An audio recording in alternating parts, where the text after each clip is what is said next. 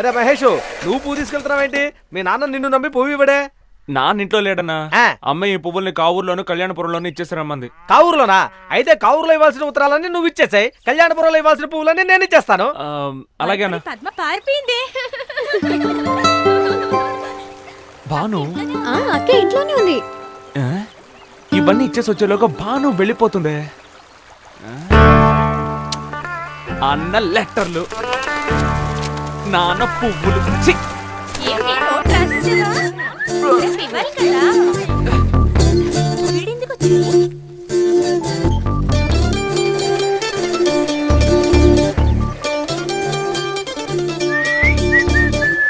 ఇదిగో మళ్ళీ వచ్చాడే.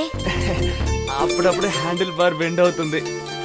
ఏంటి పిల్ల, ఎక్కడికి వెళ్తున్నారు? తెలీదు. అమ్మాయిలు చూడడానికి అందంగా కనిపిస్తే చాలు వెనకాల తిరుగుతాను. ఊరుకోవే. భాను, భాను, ఎందుకు నా వెనకాల వస్తున్నావు? ఏం లేదు, నీతో కొంచెం మాట్లాడాలి. ఏం మాట్లాడాలి? అదే పిల్ల, నీతో. పువ్వులు నా తల మీద పోయడం, ఇలా నా వెనకాల పడ్డం, నా ముందుకు రావడం, ఇవన్నీ ఎవరైనా చూస్తే ఏమనుకుంటారు? నాకు ఇలాంటివన్నీ నచ్చవు. ముందు నువ్వు ఇక్కడి నుంచి వెళ్ళిపో.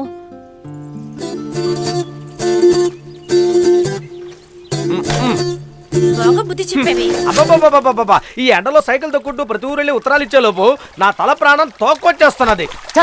అందులో ప్రతి సన్నాసికి చదివి వినిపించాలి. ఉత్తరాలన్నీ ఇలా వస్తున్నాయేంటి? పువ్వులు కూడా వస్తున్నాయి. పువ్వులు, ఉత్తరాలు, పువ్వులు.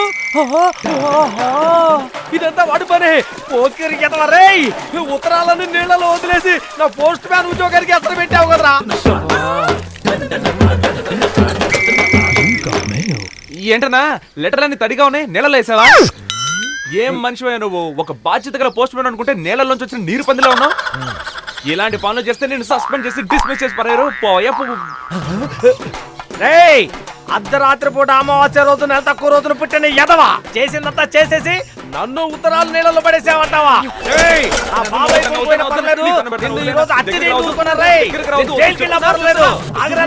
ఎక్కడికి వెళ్తావు? నా ఉద్యోగానికి ఎంత పెట్టావు కదా.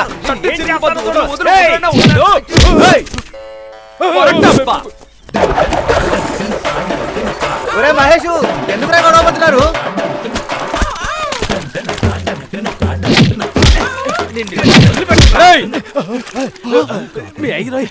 అవును, మరి చాలా బాగుందన్నా. ఇలాగే రోజు ఉదయం ఒకసారి సాయంత్రం ఒకసారి ఆడుకుందామా? ఆడుకోవాలరా, ఆడుకోవాలి. గొడ్లన్నీ బురదలోనే ఎందుకుంటాయి చెప్పు? ఎందుకన్నా? ఎందుకంటే బురదలో ఆడుకున్న కొద్దీ విరిసిపోతాయట. ఎవరు? నల్ల పంది సేమ్ పంది కలిసి పొలాన్ని పాడు చేస్తారు. అరే బాబాయ్ రే, మీ నాన్నరా, మీ నాన్న. రా వెళ్దాం. వెళ్ళిపోయాడా? రే, ఉత్తరాలని నీళ్ళలో ఎందుకు వేసారా? ఒక అమ్మాయి అనుకెళ్ళానన్నా. ఎందుకు వెళ్ళారా? ఎవరు అమ్మాయి? అమ్మాయే సన్నగా అరనవ్వే నవ్వగా మతి తప్పి కుర్రాళ్ళే. అమ్మాయి పేరు, అమ్మాయి ఊరు, అమ్మాయి అమ్మా నాన్న ఎవరు? మన అగ్రహారంలో ఉన్నారు కదా పురుషోత్తం గారు. అవును, ఆయన కూతురు భాను. అరే పాపిష్టి ఎదవా, పొద్దున్నే 10ంటికి లేచి పళ్ళు తోముకోకుండా చద్ది కుడితినే సన్నాసివి, నీకు అగ్రహారం అమ్మాయి కావాల్సి వచ్చిందా? ఓనా, అన్నం అనుకుని ధైర్యంగా చెప్తే ఇలా హ్యాండ్ ఇస్తామంటే. హ్యాండ్ ఇవ్వలేదురా కన్నా. ఏముంది, అమ్మాయి ఏమనుకున్నా ఏం చేయాలనుకున్నా వాళ్ళ అక్కయ్యని అడగకుండా చేయదు.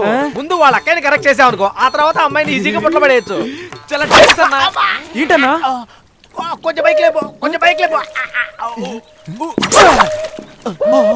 అయ్యో, ఎంత పెద్దది.